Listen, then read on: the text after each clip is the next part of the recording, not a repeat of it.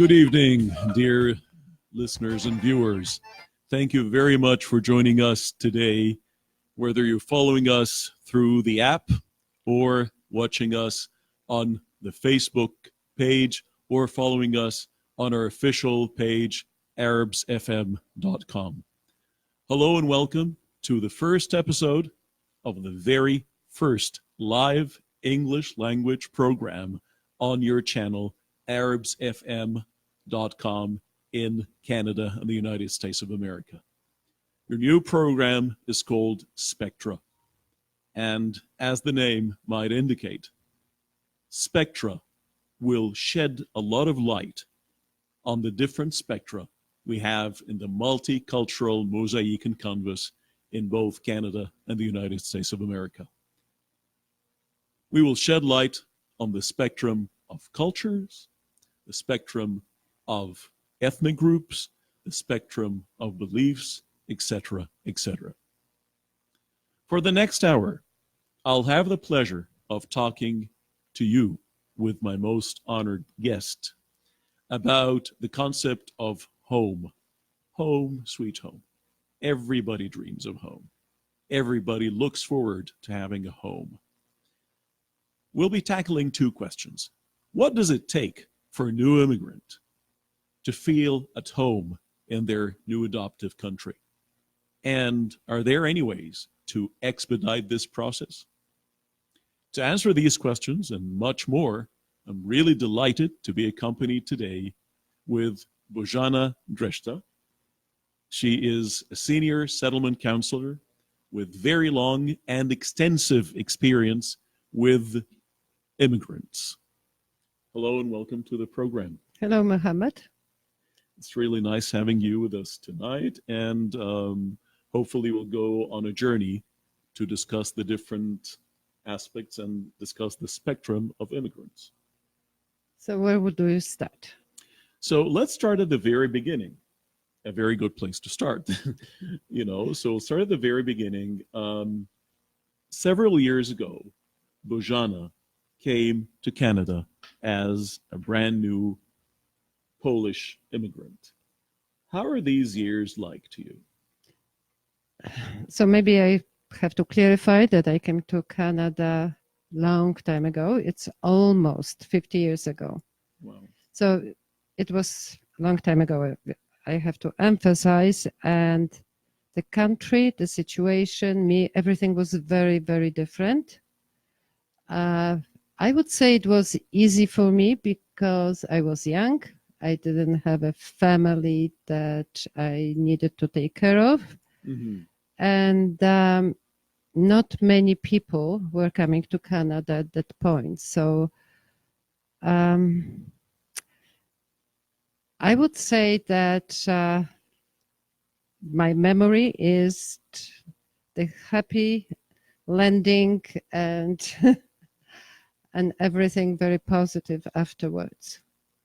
So you said, like, if you would come today, things might be very different. If you would come in this day and age, you think things might be quite different? The biggest difference would make for someone why they are coming to Canada, at what stage of their life, Mm-hmm. What's the expectation and general circumstances. In a way, do you have a choice? Do you coming maybe going back? Mm-hmm. Do you have other obligations? Do you have baggage with you that you have to deal with? Absolutely. Your own not so happy, maybe traumatic experiences. So I would say that everybody's situation is very different. It helps if you're just young, Mm-hmm. committed to stay in a country and have options to do whatever.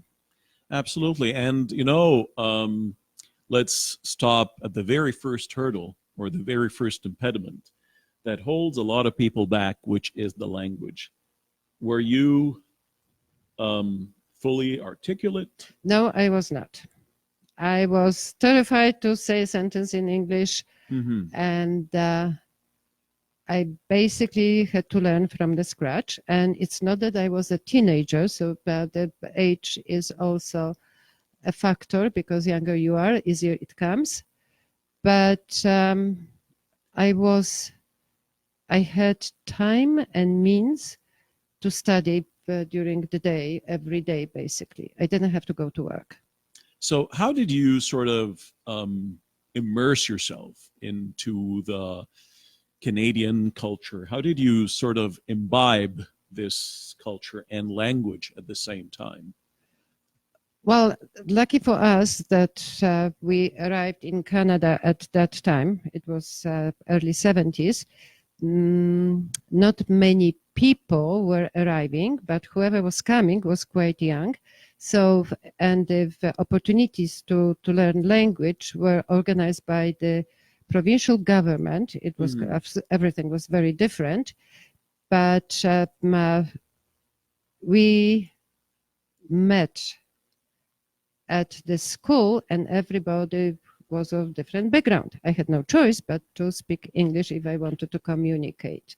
I couldn't chat, gossip, or do anything in my own language. Oh, so you think necessity is a very important factor? Like it was fundamental for life to speak in English. Correct. If I wanted to survive, if I wanted to make it, I had to learn English. Okay. And were there any Polish silos at the time? Were there any Polish, groups or like people who are isolated? Yes, we had a Polish immigration, but they came after the Second War, and it was different generation. For me, from my point of view, I did not belong to them. Okay. Their attitudes, point of views, everything, even lifestyle, was so different that I had no desire to drown in their culture. I wanted to belong to my generation and Canadian society. Okay, so you sort of disassociated yourself from any of these silos and you wanted to belong to the bigger picture. You did not like sort of isolate or marginalize yourself to be completely secluded from everybody else in Canada and just sit in your Polish comfort zone. No, absolutely, because the decision to come to Canada was to start a new life. In order to start a new life, you have to organize that life for yourself. It's like organize your new home, and you don't want to get stuck in an old shelter with people who maybe are from the same culture, but completely different attitudes. And how was your interaction with your classmates? You had classmates from all four corners of the globe, from all walks of life. How did you interact with them? Well, the age was helping. We were all young. Oh, okay. Passionate, having our dreams, and free to do whatever. And being in the same shoes also was helping us, because there was no barrier communicating. None of us was fluent in English. That was fine. We were not judging each other. Okay, so actually, I'd like to highlight two things you just said. You said we were passionate. And so you think, like, if you put Canada as your passion, like sort of embrace Canada, you would put it as your top priority. It really matters if you have a passion for something. Well, I would say the passion, regardless whether it's settling down in new country or planning the trip to the moon, passion is a must if you want to succeed. So you must have this passion. And another thing I'd like to highlight too is that you said we did not judge one another. No, we did not. Maybe it's because of young people being more open-minded, being less competitive, being more friendly and kind to each other. So, would you say there's sort of an ideal age range for immigrants to come? So, if you come after this time, it'll be too late. Is that fair to say? No, it's not fair. The people are coming to Canada because of very different circumstances for every person, every family. And saying that for someone might be too late is not fair if the person has no choice to to make it somewhere else. Mm-hmm. So the only thing is that if the person who is coming is willing to come and willing to make an effort to do his or her best to use that opportunity given in a new country. So, to make use of this new opportunity, where do we start? Like, people will tell you, okay, so where do we start? I have the language hurdle, I have the cultural hurdle, I have, all sorts of impediments that hold me back, Canadian experience, whatnot. So, where do I start?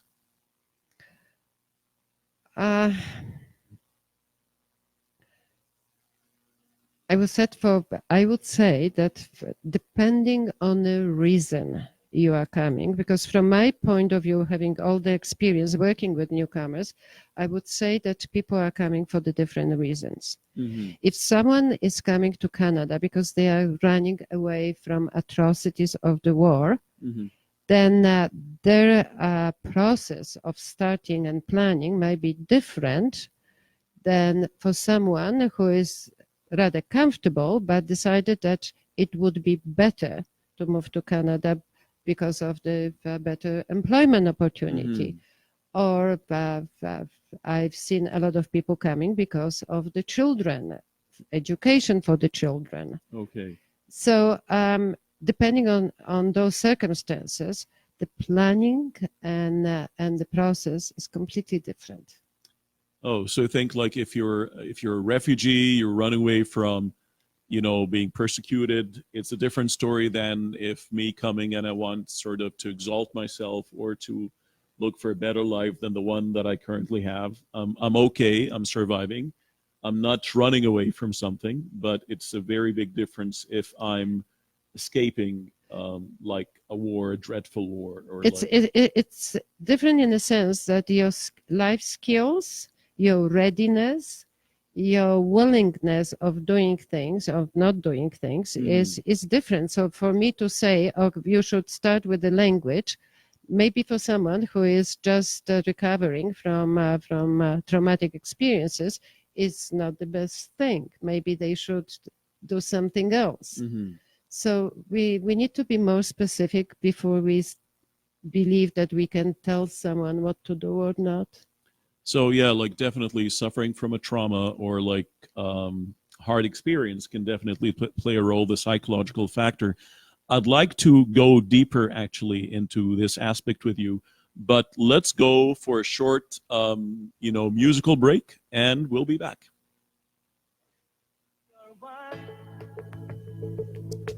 Around the world and the universe, we are one. North, south, east to west, we are one. Glowing hearts full of love, we are one.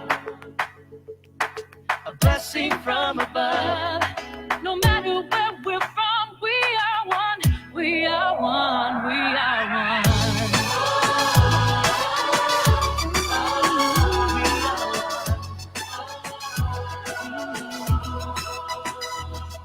Oh, Canada, our precious native land, our Canada. We all work hand in hand, and we stand together. Nothing can go wrong. All the people from around the world, that's what makes us strong. This place we all call our home, the land of the free.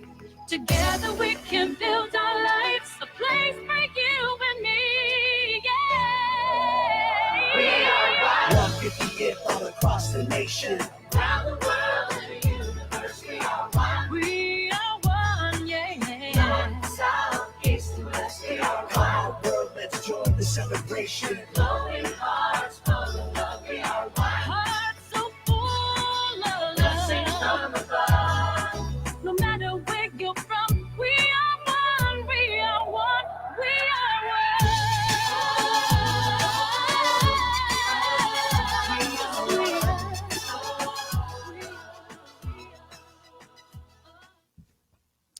And we're back, and just like the song was saying, we are one.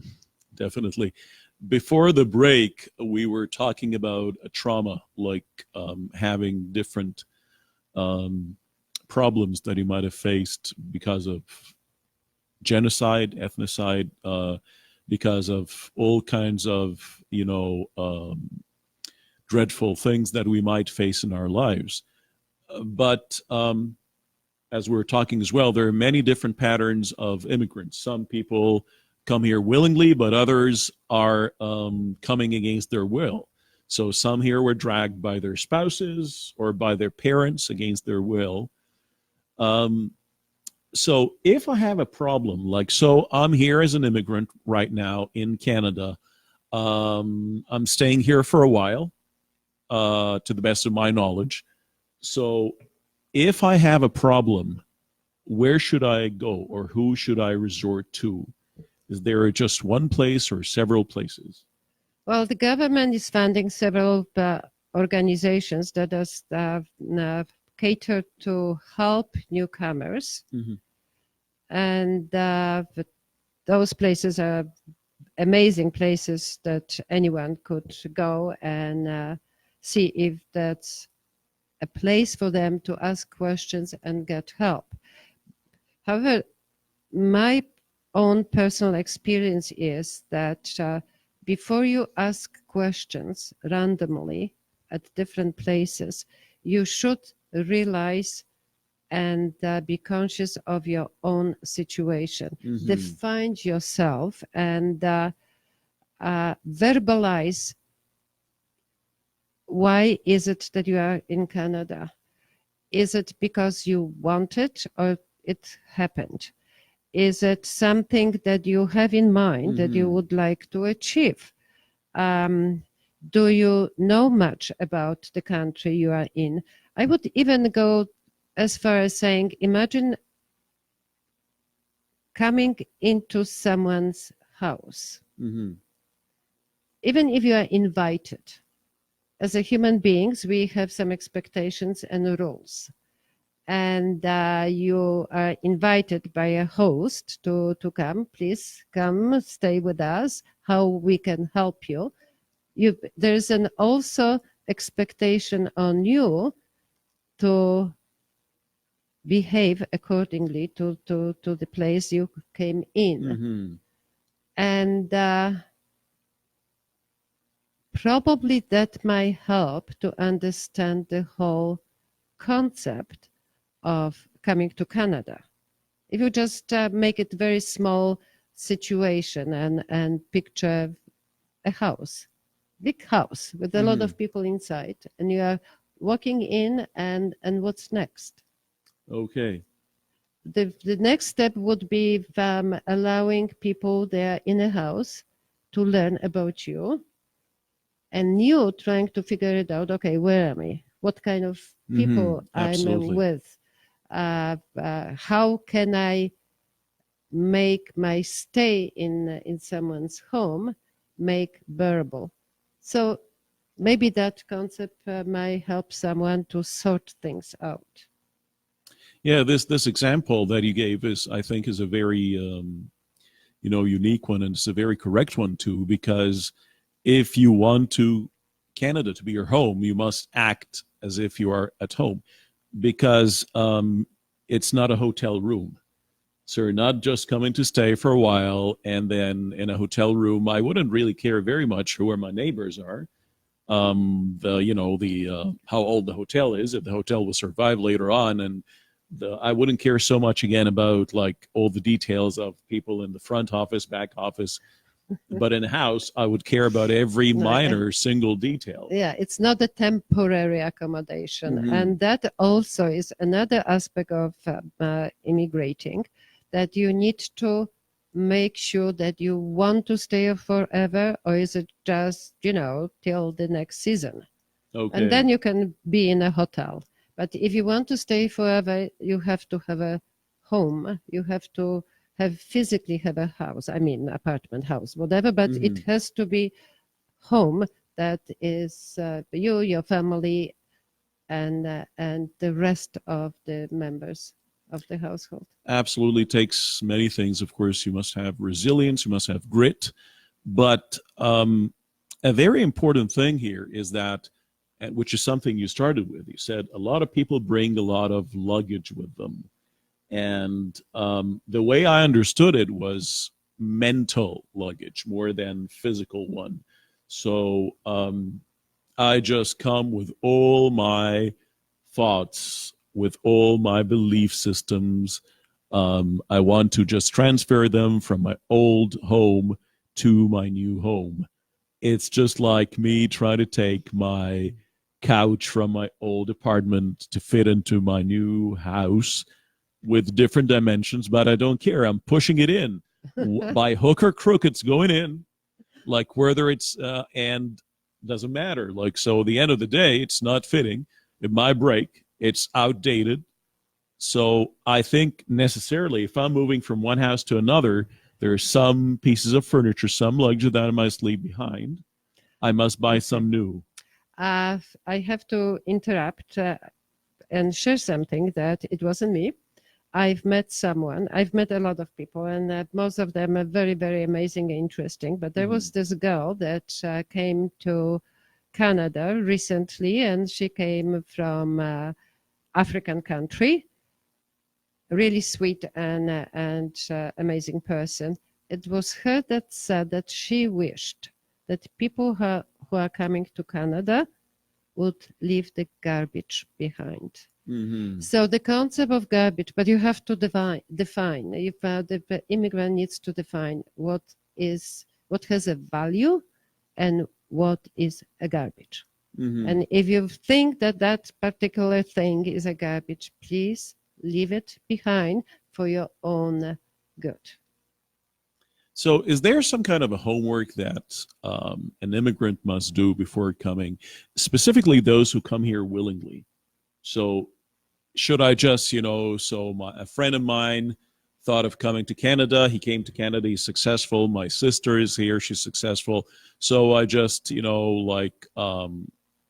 follow their tracks and that's it? Or is there much more that I need to do before coming to Canada, the United States, or any other adoptive country?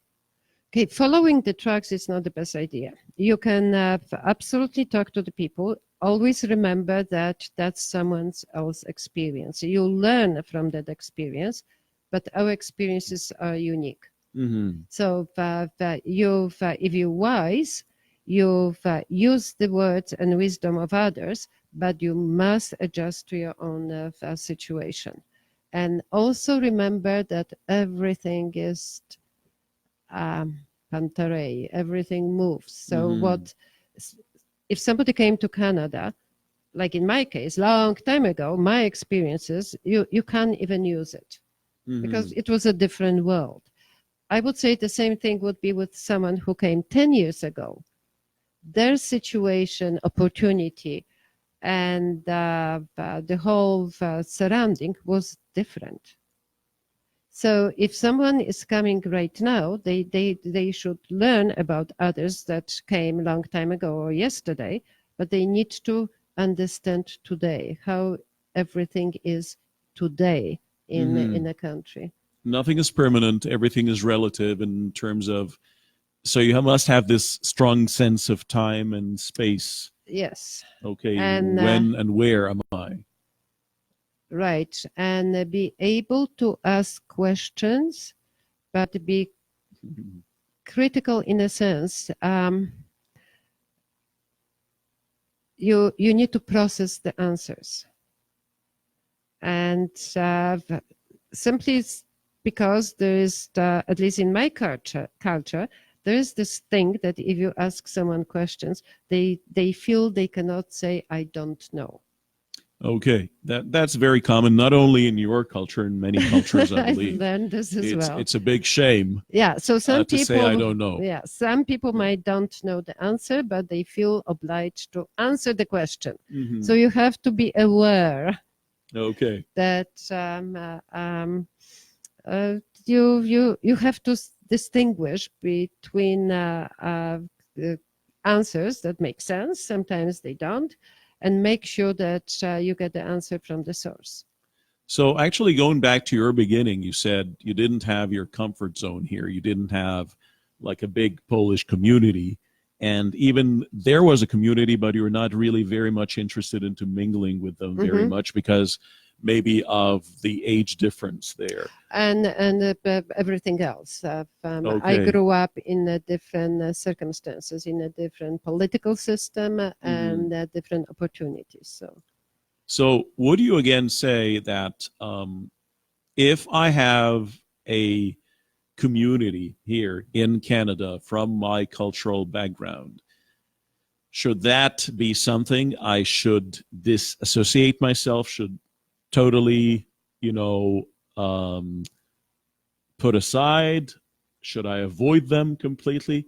Or should I approach them but with ultimate caution?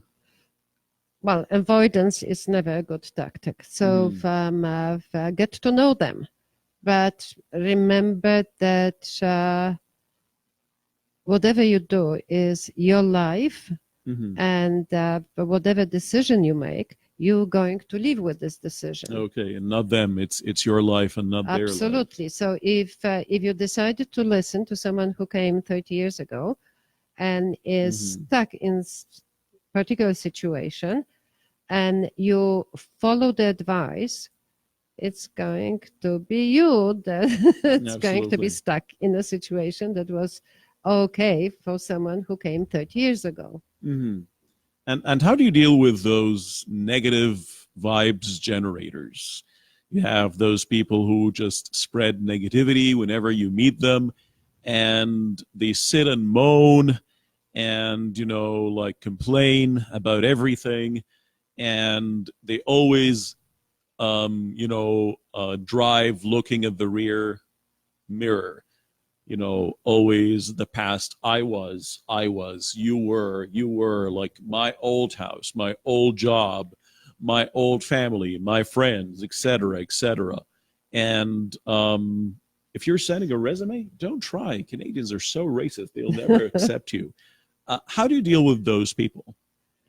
Well, if you have an option of avoiding them, like stay away from those people, probably it's the best, because most of us, we do not have a power to change those people or to teach them or to impose on them. Some people who have skills, they can try, but not many of us have those skills. So you might avoid them, you might ignore them. Simply remember that negative attitudes, negative thoughts are not very productive. Yeah, so It's a waste of human energy. So looking at the rear view mirror is counterproductive, definitely, and it sort of drains you from your ability to continue. Like you lose all kinds of stamina, or and on the top of it is very much not in Canadian workplace culture. This positive thinking and positive attitude is something that drives right now workforces in North America. You know, another thing that we'll talk about, we'll be taking a break shortly, but we'd like to talk about this after the break, is that many people think that if I would assimilate, or if I would integrate myself with the new culture, this would be complete betrayal for my culture of origin, my parents, my family, etc., etc. Let me hear answer after this second musical break. Don't go anywhere.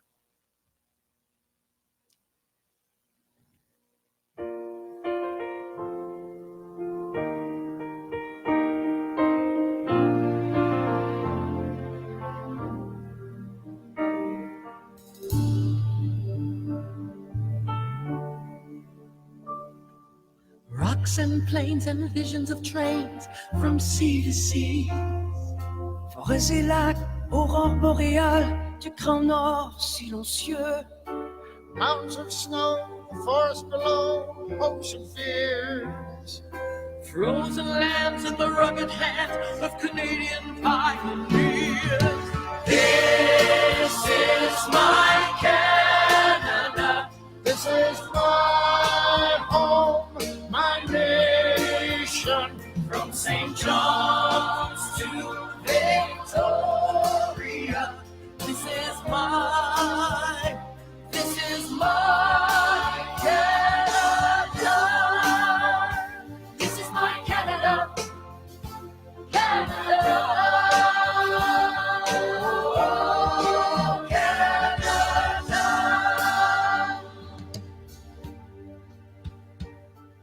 Torrent d'eau fraîche, dunes de sable, village côtier. Gens de cœur, gens d'espoir et ancêtres dévoués. Peacekeeping roads and noble goals spark the fire.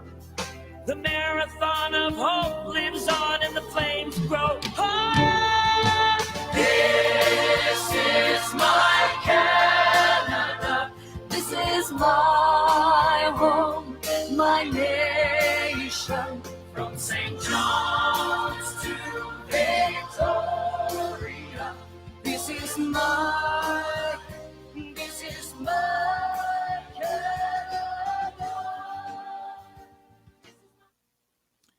And this is my Canada. It's Amarios Kadmari, from sea to sea, from the Arctic Circle to the Great Lakes region, from Buena Vista to Vancouver Island. So this land was made for you and me. And this land was made for you and me is, again, another song that people sing in the United States of America, too. So this land is your land, this land is my land, for everyone. So before the break, we were talking about people thinking that if I would adopt the new culture, if I get along with it, I'm betraying my old culture, my beliefs, my family, my heritage. And what do you say to those people? The confusion for me is by learning, adopting, accepting another culture is just expanding. Mm-hmm. I don't understand why the person would be accused of betraying their own. You are not replacing. You cannot replace your own culture because it's in you. Mm-hmm. So by expanding, by growing bigger, Mm-hmm. and also knowing someone else's culture is just making you richer. Okay. So we're seeing it in an entirely different way. You're not amputating part of your body. No, you You're cannot do it. You cannot Mhm. do it. If you, for 20, 30, for 10 years, live in a specific culture and then you move to another region and you learn and of different rituals, different views, and you meet people who are holders of those views, you are just bigger person. You've mentally, you are just richer in more experiences. You're more insightful. You have a much bigger insight, much more encompassing view of the Opportunity world. to understand more Yeah. in the world. Absolutely. On the other hand, like some people think that a new immigrant sometimes stuck between the hammer and the anvil, and the hammer being your community. So people who would tell you that in order for you to be part of us, in order for us to be your comfort zone, you have to always abide by our old ways, and there's a specific discipline, there's a specific creed that you must follow, and you should never depart. And on the other hand, there are other people from different cultural groups who have a lot of stereotypes against your group and who will never accept you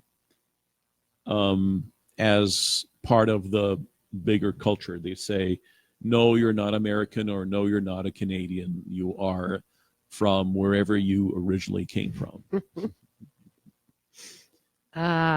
Absolutely, that's nature. Okay, I'm not touching the real sign of violence, hatred, or whatever you are talking about. But yes, we like to see people in the boxes as everybody being different, but belonging to the different box. And it's our tendency. But the thing is that you open the box and you know the box. You don't have a need anymore to keep someone in a box. So by knowing each other, maybe we can minimize the amount of people who behave that way. Okay, yeah, that's that. I think this is the magical word, really, like knowing each other, because we're always afraid of the dark. We're always afraid of the things we don't know. And so, do you think, like lack of knowledge is the main booster and driver of stigmas, of bigotry, yes, of stereotypes? It's the void that needs to be filled. It's filled, strangely enough, with seldom something positive. It's strange and it's troublesome, but it's usually very negative. If you don't know your neighbor, you would accuse the neighbor of the worst. So we're naturally curious creatures. So our curiosity must be satisfied one way or another. Either we take, the initiative and we start asking other people. If we're we're too lazy to do that and we're not proactive, then automatically we fill the void by making up stupid stories. Yeah, and then like labeling and naming people this and that and so on and so forth. Middle Ages. Okay.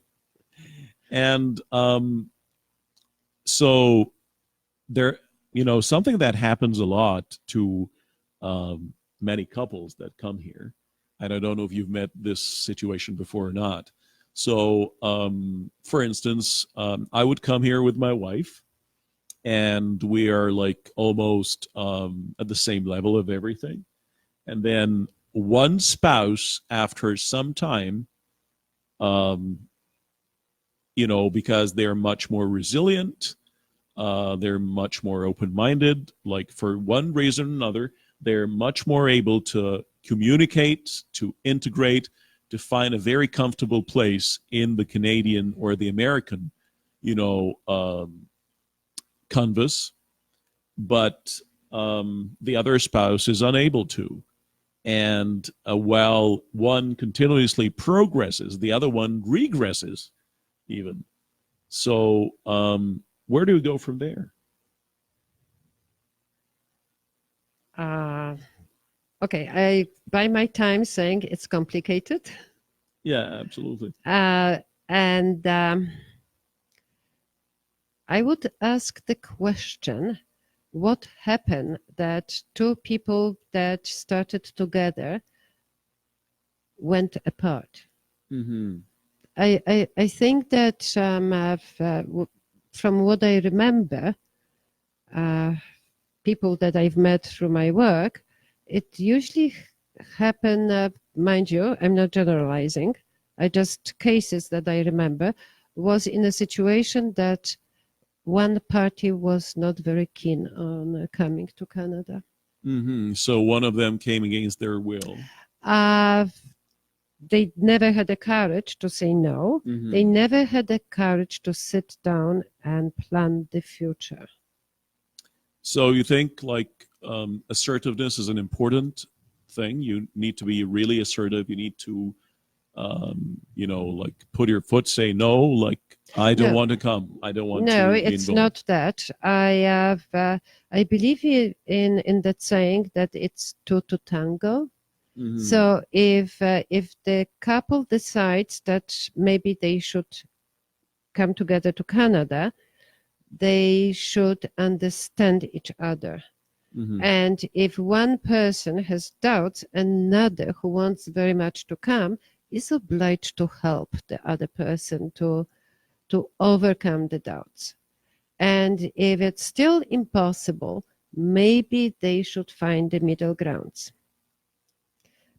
Because immigrating as a process is a traumatic experience in itself, Mhm. unless you are young Yeah. and very skillful and everything. But otherwise, it's not easy. So if a couple, and on the top of it, if they have children, they should really work together and support each other. The stronger partner is obliged to help the one that's struggling. And reach a middle ground, like you said. Um, of course, another very important thing that a lot of people um, struggle with is taking a risk. And many people would wonder, like, you took the biggest risk coming to Canada or to the States, like you crossed um, thousands of miles. You traveled like it was a transit, like oceanic trans, like you traveled all, like from different parts of the world to another one. You crossed all this distance. You took a big leap, actually. And then, but once you come to Canada or the United States, you're no longer interested in taking any more risks. Like, how about, choosing another career, switching your career, looking for a lateral career? That is a big taboo. That's a big no-no. Why does this happen? Like, why do people stop taking those risks? Uh, my first guess is the mental exhaustion. Mm-hmm. Another thing that I came across very often is this terrible disappointment. People planning to come to Canada, they imagine things. Okay. And the imagination has no limits. So you have Absolutely. people coming that really, really sacrificing a lot, saying, oops, I was not aware. It's so difficult to become a doctor. Mm-hmm. Oops, I was not aware. It's so difficult to find apartment big enough for my family. And then there's what kicks in is the blaming game. Mm-hmm. Blaming, oh, they wanted me to come and then they are not helping. Like who's they? Yeah, so psychological projection. You just project all your problems on the others. Yeah, it's Yeah. plain language blaming others. It's like It's some always people. them. They are the source of the problem. They're the racist people. Like, they exploited me. They took advantage of me. They they just throw the bait. I swallowed it. Yeah, I was cheated. Yeah, exactly. And that causes that dent in the whole process because well, I wouldn't like to be in the shoes of people who feel like this. It's a very difficult situation because they are not willing to listen and not willing to see the situation from the other point. Mm-hmm. So it's like they need therapy. I mean, therapy, but not therapy, but they need someone wise that could bring senses to them because it's the no solution situation if you get to yourself to the end street like this. Definitely. Yeah. Yeah. This is a very sad situation that unfortunately several people would reach. And is it fair to say that there are some specific patterns for people coming from specific backgrounds? So can we sort of generalize to say No. that, okay? Not really. It's you can imagine how people as a human beings are the same depending regardless Mm-hmm. where they are coming from and what's the rituals, beliefs, Okay. spiritual beliefs. Everything else is the same. Yeah.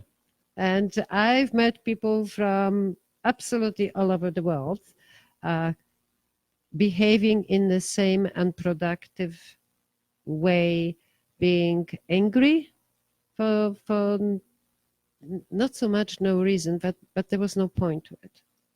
Okay. Being negative, being complaining, Hmm.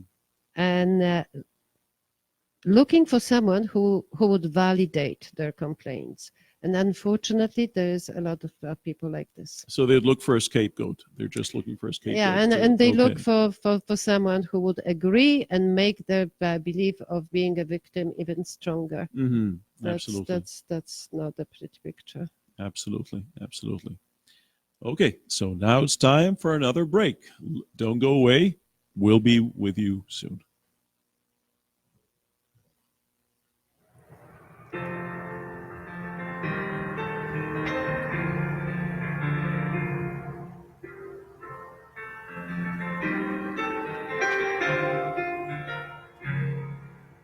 Sing, sing out a song, sing loud and strong, sing of this land of our hopes and our dreams, which harmonies of graces and dreams, joining the chorus from sea and to sea, and wills ancient flow apart.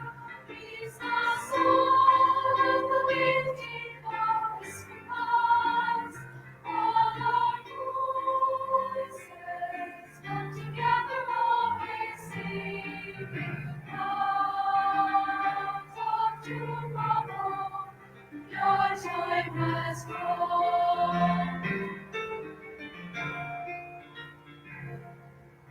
We can do show, tease our maison, peut-être qui doit remplir l'encore, le petit verre qui chante éternel,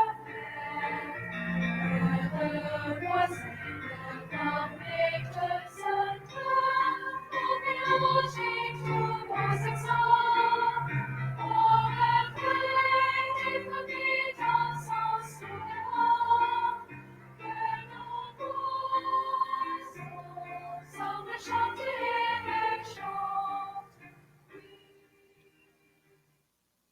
Welcome once again.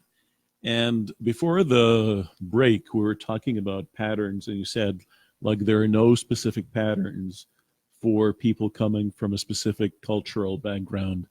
Um, so, this is Arabs FM. So, is there any way we can say that there, again, no specific patterns for people coming from the Middle East or from an Arabic background? There's no specific pattern you've noticed? As a human being's behavior, absolutely not. Mm-hmm. It's pleasantly surprising to see that really doesn't matter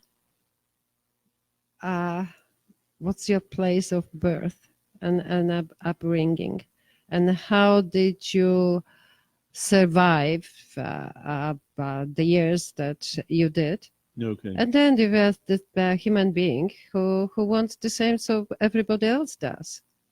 And you may have the same vices and the same Virtues. amazing things about yourself. And that's my observation after 26 years of meeting people. So there's no, but some people would argue that coping and fitting in Canada or the United States is easier for specific cultures than others because of the proximity, like in distance or in culture, like because their culture of origin is quite similar to the dominant one in Canada or in the United States, while the others, if there's a great discrepancy between their original culture and that one in their adoptive. Okay, but what country. exactly you are saying? It's easier to do what? To like get along, like to be like mainstream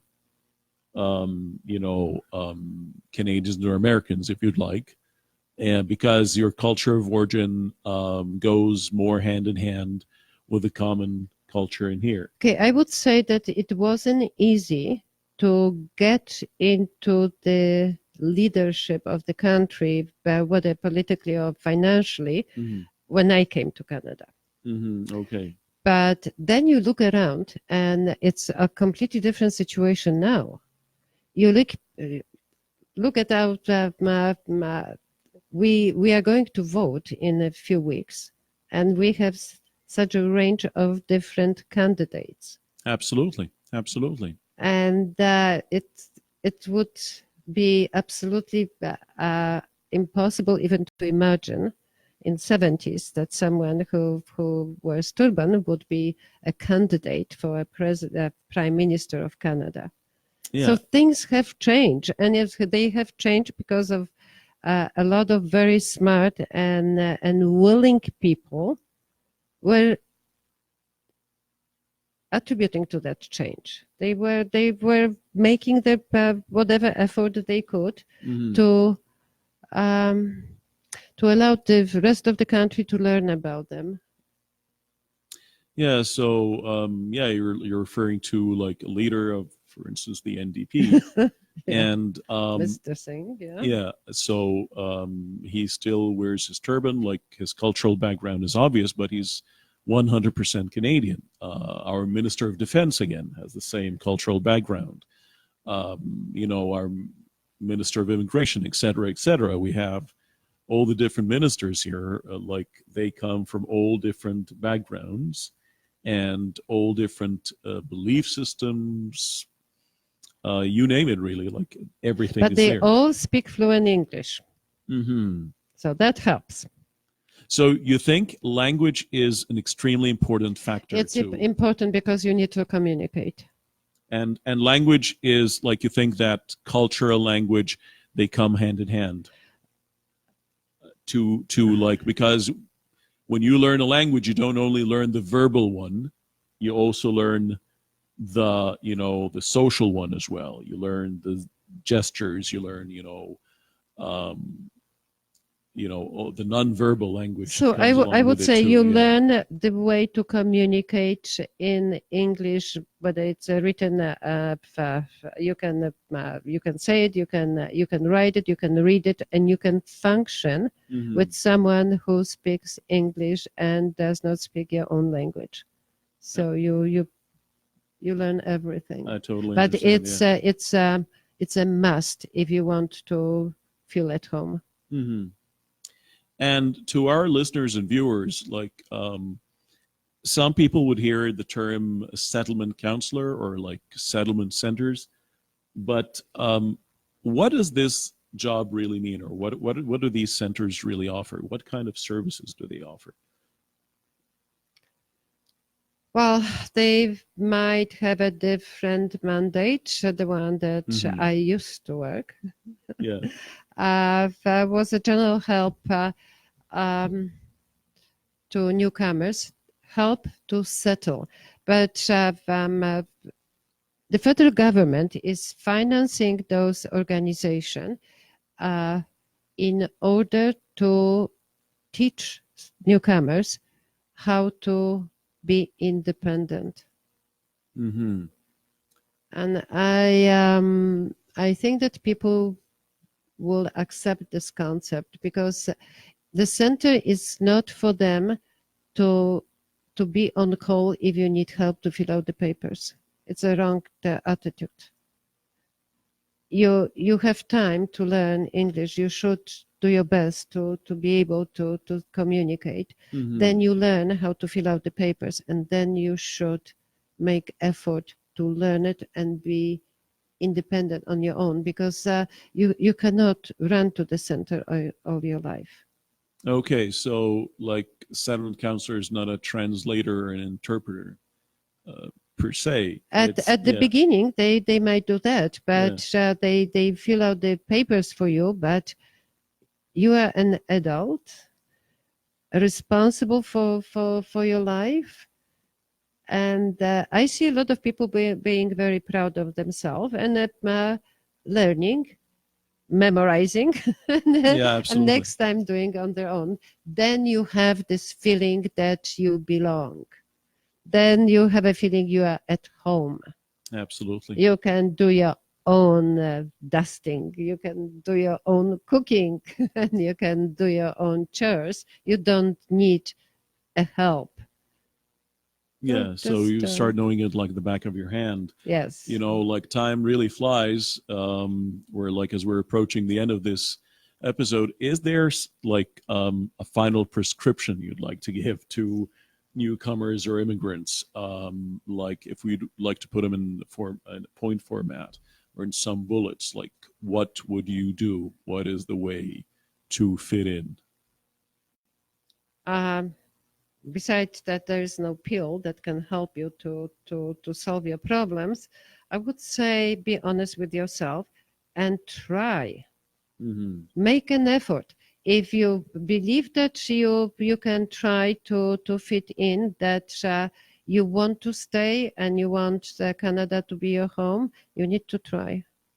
You need to make an effort. Mm-hmm. But you have to be honest with yourself.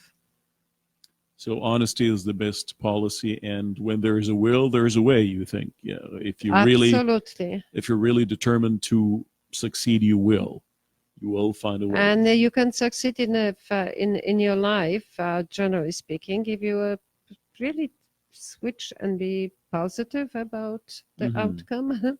And what are the things that you must avoid? What things or what kind of people or what kind of places you must avoid? Negative people that generalize, and people that say things that it's like, oh, because it always was like this. Oh, everybody does it. Mm-hmm. It's something that destroys our spirit. This concept, everybody does it. No, there's no such thing as everybody, and it's not such a thing as always. Absolutely. Really, can't find enough words to thank you, really, for being with us. You're welcome. It was a real pleasure having you with us. And everybody remember, like, really, this land is your land. This land was my land. This land was made for you and me. Remember that all of those extremely successful Canadians and Americans you're seeing were once new immigrants. If not them, it was their parents or the grandparents. So, there's always, like every beginning, there's some hurdles, there's some impediments, but eventually, if you really want it, you will be there. And as they say, no pain, no gain. There is some pain at the beginning, but eventually you will reap what you sow in the very end of the track. Dear listeners and viewers, I hope you've enjoyed our very first episode of the very first live English transmission on Arabs FM. I really thank you for allowing us to be your guests tonight. Hopefully until we meet next week, same time, Thursday between 7 and 8 Eastern time. Take care and have a good night. Good night.